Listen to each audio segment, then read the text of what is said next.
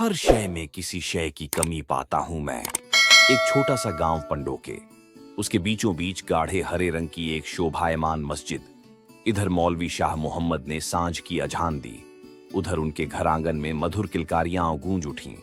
घर से खादिम दौड़ता हुआ आया। शाह जी, मुबारक हो, उगते चांद ने आपको आंख का तारा नवाजा है। शाह जी का मन हुलस उठा। अपने नूरे चश्म की पहली झलक पाने के लिए आंखें मचल गईं, कदमों में रवानी भर गई। ठहर नहीं पाए, खुदा को शुक्रिया अदा कर पलक झपकते ही अपने आशियाने पहुंच गए।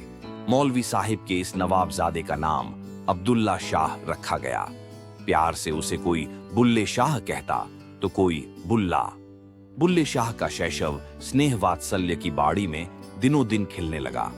उसे ममता का अपार रस मिला, सुसंस्कारों की पर्याप्त खाद मिली, धार्मिक विचारों की किरणों की भी कोई कमी न रही।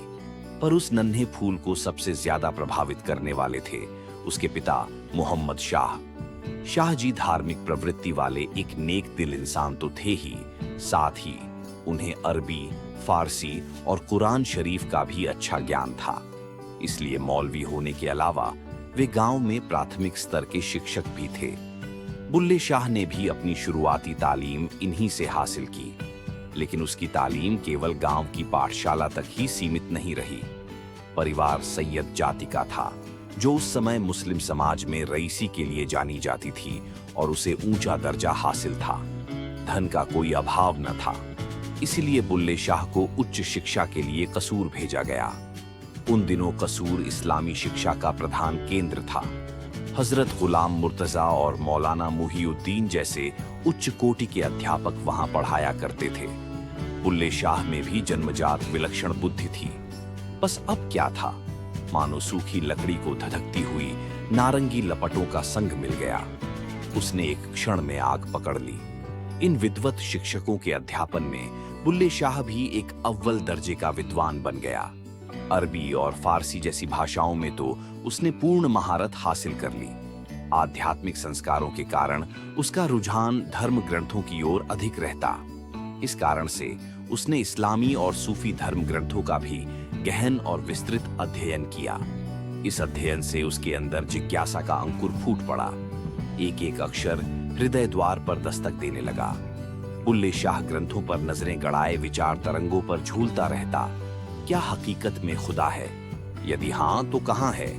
पाक कुरान शरीफ की आयतें कहती हैं कि आदमी अशरफ उल मखलूकात है, मतलब कि वह तमाम कायनात का सिरमौर है, क्योंकि उसमें खुदा का नूर समाया है।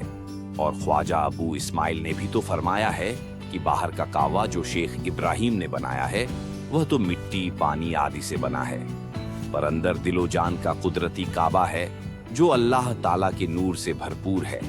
सभी कामिल फकीर यही बयान करते हैं कि अंदर रूहानी नूर झर रहा है, पर आज तक उसका दीद क्यों नहीं हुआ। आंखें मूंदता हूं तो अंदर अमावसी रात दिखाई पड़ती है, एक काला चिलमन टंगा रहता है। क्या करूं? कैसे इस पर्दे को हटाऊं? कैसे इलाही रोशनी का दीदार करूं? बुल्ले शाह की ईश्वर पिपासा बढ़ती गई। मन वैरागी सा हो गया। जिज्ञासा के खड़ताल अंदर खनकने लगे। दिन रैन हु अल्लाह हु की अलख जगी रहती। उसने ढेर सारे न्यूली कर्मों का सहारा लिया, हठ की क्रियाओं को भी आजमा कर देखा। इससे उसे चमत्कारिक रद्द सिद्धियां हासिल हो गईं।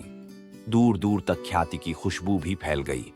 लोगों ने उसे शेख ए हर दो आलम माने, दोनों लोगों का शेख जैसी सम्मान सूचक उपाधियां भी दे डाली। पर उसके भीतर का काला चिलमन अब भी नहीं हटा। ईश्वर का साक्षात्कार नहीं हुआ। कि तुझ बिन इस तरह अकुलाता हूं मैं, जैसे हर शय में किसी शय की कमी पाता हूं मैं। हूबहू यही दशा बुल्ले शाह की थी। वैसे तो उसके चहु और बहुरंगी माया का पसारा था। हर तरफ यश कीर्ति के चमचमाते मोती बिखरे हुए थे। सैयदी शानो शौकत का रस बरस रहा था। हर शय खूबसूरती से भरी थी, पर इनके बीच भी बुल्ले शाह का जी अकुलाता था। उसे खुदाई नूर की कमी जो खल रही थी।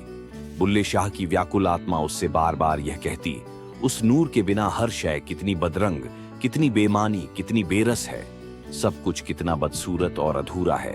सच में एक शायर ने खूब कहा है, मोहब्बत के लिए कुछ खास दिल मखसूस होते हैं, ये वो नगमा है जो हर साज पर गाया नहीं जाता। बुल्ले शाह के पास एक ऐसा ही खास दिल था, एक ऐसा साज था जिसे प्रभु ने अपनी मोहब्बत का नगमा गाने के लिए चुन लिया था। ये उसी जादूगर का असाधारण कौतुक था, क्योंकि मायावी नगरी में रहते हुए मायापति की याद आना कोई साधारण बात नहीं। एक दिन बुल्ले शाह अपनी शाहाना हवेली की हरी भरी बगिया में बैठा था। उसके इर्द गिर्द दर्जनों धार्मिक पुस्तकें बिखरी हुई थीं। गोद में भी एक भारी भरकम ग्रंथ खुला रखा था, पर आंखें उस पर नहीं टिकी थीं। वे तो कहीं दूर शून्य में ताक रही थीं। अपलक, चेहरे पर गहन चिंतन के भाव थे, माथे पर सिलवटें पड़ी थीं। ऐसा लग रहा था मानो वह किसी अनबूझी पहेली को सुलझाने में डूबा हुआ हो। तभी एक खादिम वहां पहुंचा। बुल्ले शाह को सिर नवाकर बोला, छोटे शाह जी, आपसे कोई मुलाकात करने आया है। मैंने उनसे नाम बताने की इल्तिजा की, यह भी पूछा कहां से तशरीफ लाए हैं, पर उन्होंने जवाब ही नहीं दिया।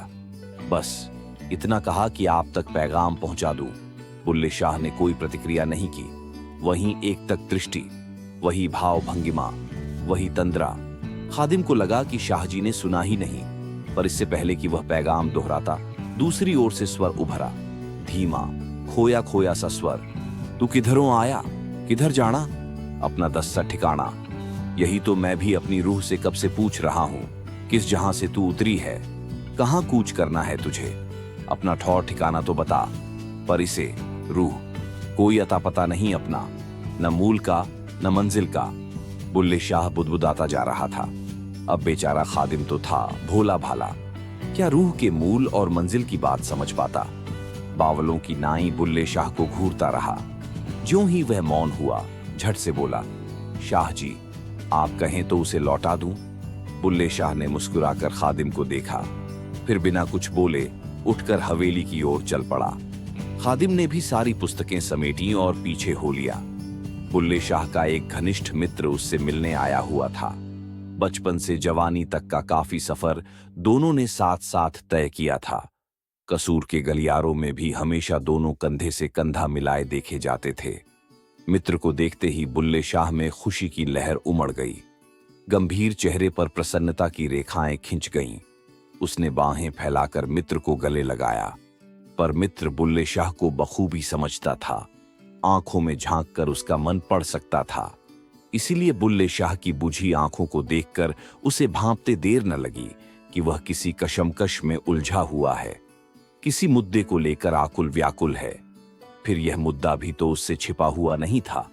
वह भली भांति जानता था कि इन दिनों बुल्ले शाह में ईश्वर दर्शन की इच्छा जोर मार रही है। वह ग्रंथों के अध्ययन में डूबा हुआ है, इसलिए पूछ ही बैठा, क्या आलम है बरखुरदार, आजकल किस ग्रंथ पर नजरे करम है। बुल्ले शाह मायूस स्वर में, क्या ग्रंथ और क्या शास्त्र, अब तो इनसे भी मन उचट सा गया है। पढ़ने में लुत्फ ही नहीं आता। ऐसा लगता है मानो जहन में थोथे उपदेश उड़ेले जा रहा हूं। रूह की प्यास तो ज्यों की त्यों बनी हुई है। बस कोरे इल्म के ऊंचे ऊंचे ढेर लग रहे हैं। पढ़ पढ़ इल्म लगावें ढेर, कुरान किताबां चार चुफेर। गिरदे चानन विच हनेर, बांझों रहबर खबर नसार। कौन सी ऐसी पोथी, कृति या ग्रंथ है जिसे मैंने नहीं पढ़ा। सबको घोट कर पानी की तरह पी गया, लेकिन भीतर तो उजियारा हुआ ही नहीं। ग्रंथ जिस खुदाए नूर की बात करते हैं, उसकी एक झलक तक नहीं मिली। अब भी जिगर में वही अमावस्या है, वही काली बदली छाई है। सूफी दरवेश ख्वाजा अबू इस्माइल ने लिखा है, एक इंसान चाहे 70 वर्षों तक ग्रंथों के लफ्जों से सिर टकराता रहे, उसके अंदर ज्योति प्रकट नहीं हो सकती। वह हकीकत का दर्शन नहीं पा सकता। मित्र बुल्ले, बात तो गौर तलब है। अगर कोई अंधेरी गुफा में जाकर बैठ जाए, वहां आफताब सूर्य के बारे में मनन चिंतन करता रहे, उसके बाबत विषय में पोथियां भी पढ़ डाले, उसमें आफताब के दीदार की तलब भी हो, तब भी क्या वह उसकी दमकती रोशनी देख पाएगा। अरे मियां, सूरज तो बाहर चमक रहा है, उसे देखने के लिए वहीं जाना पड़ेगा। गुफा में बैठे रहने से कैसे काम चलेगा। बुल्ले शाह प्रश्नवाचक दृष्टि से, क्या मतलब। मित्र बरखुरदार, तुम भी इस हवेली की दरों दीवारों में बस कैद होकर बैठ गए हो और अल्लाह ताला के लिए बेकरार हुए जा रहे हो। अरे, अगर इतनी बेताबी है तो जरा बाहर कदम निकालो। तीर्थों और इलाही मुकामों पर जाओ, जियारतें, तीर्थाटन और नमाजें अदा करो, मकबरों पर जाकर सिजदे करो। हो सकता है तुम्हारा खुदा-ए आफताब, सूर्य रूपी खुदा, वहीं चमकता दिखाई दे जाए। बुल्ले शाह, ये सब भी करके देख चुका हूं। तुम्हें क्या लगता है मैंने परवरदिगार को सिर्फ अपनी ख्याली दुनिया में खोजा है? कौन सा वह रूहानी मुकाम, धार्मिक स्थल है जिसकी दहलीज की धूल मैंने नहीं चूमी? कौन सा नामी मकबरा है जिसकी छुअन से मेरा माथा महरूम रहा हो? हर नेम धर्म का सहारा लिया, तहे दिल से 5 वक्त नमाजें अदा करके देख ली। सच कहूं, अब मैं थक गया हूं, हताश निराश हो चुका हूं। वेद कुराना पढ़ पढ़ थक के सिजदे कर दिया, घस गए मत्थे, पर फिर भी मेरा रब, मेरा हबीब मुझे नहीं मिला। उसकी नूरानी शक्ल का दीदार न हुआ। अब तो मेरी रूह चीख चीख कर एक ही बात कहती है, ना खुदा मसीते लबदा, ना खुदा विच काबे, ना खुदा कुरान किताबां, ना खुदा निमाजे, ना खुदा मैं तीरथ डिठा, ऐवे पैंडे झागे। मित्र चिंता जताते हुए, लेकिन बुल्ले, ऐसे कब तक चलेगा? कब तक तू यूं सीने में आग और आंखों में बेइंतहा प्यास लिए तड़पेगा? कहीं कोई तो तरीका होगा इन्हें बुझाने का। बुल्ले शाह कुछ सोचते हुए, ग्रंथों में एक बात और। मित्र उत्सुकता से, क्या? बुल्ले शाह, जगह जगह कामिल मुर्शिद का जिक्र किया गया है। जैसे अभी हाल ही में मैं हजरत सुल्तान बाहू का एक फिक्रा पढ़ रहा था।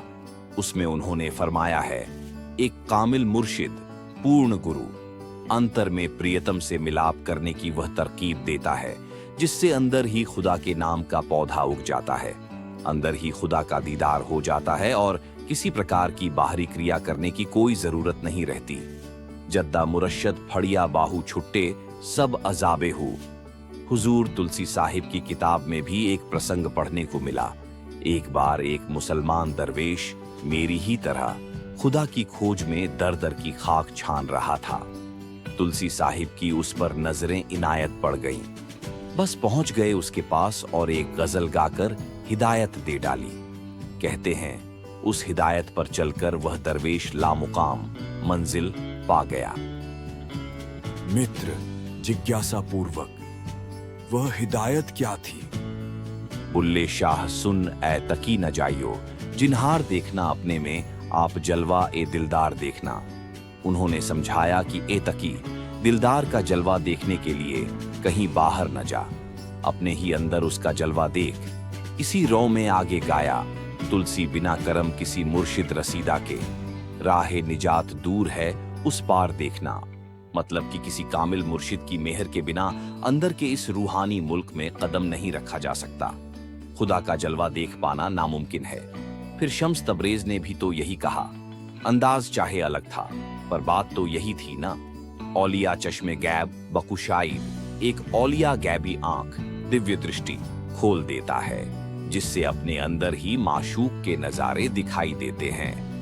एक या दो नहीं, सभी अव्वल फकीरों का यही कलाम है। मित्र, लेकिन ये सब तो गुजरे जमाने के फकीरों की कहनी है। हमारे पूर्वजों के जमाने में हुआ करते होंगे ऐसे पीर औलिया जो अल्लाह का दीदार करा सकते हो। आजकल तो नुमाइशी ढोंगियों का दौर है। कहां होंगे ऐसे कामिल मुर्शिद? बुल्ले शाह, यही शुबहा, संशय मेरे जहन में भी खटका था, पर हाल ही में पाक कुरान शरीफ की एक हिदायत पढ़ने को मिली। उसमें कहा गया है, उस खालिक द्वारा हर समय में पैगंबर भेजे जाते हैं। अपनी मति को छोड़कर खुदा के बनाए कानून के मुताबिक उसकी खोज करो। मित्र, लेकिन जनाब, आप इतनी बड़ी दुनिया में उसकी खोज करेंगे कहां? यह तो बिल्कुल ऐसे है जैसे सागर के किनारे पर बिखरी बेशुमार खोखी सीपियों के बीच एक मोती ढूंढना। बुल्ले शाह, बिलाशक, पर मैंने लाहौर के हजरत इनायत शाह का नाम बहुत सुना है कहते हैं कि लोग दूर दूर से उनकी शागिर्दी पाने आते हैं। सोच रहा हूं कि उनके आस्ताने आश्रम पर भी एक बार हो ही आऊं। जहां इतने बूहे दरवाजे खटखटाए हैं, एक बार इनका भी खटका कर देख लूं। हो सकता है मेरे मर्ज की दवा वहां मिल जाए। मित्र दुआ करते हुए, आमीन।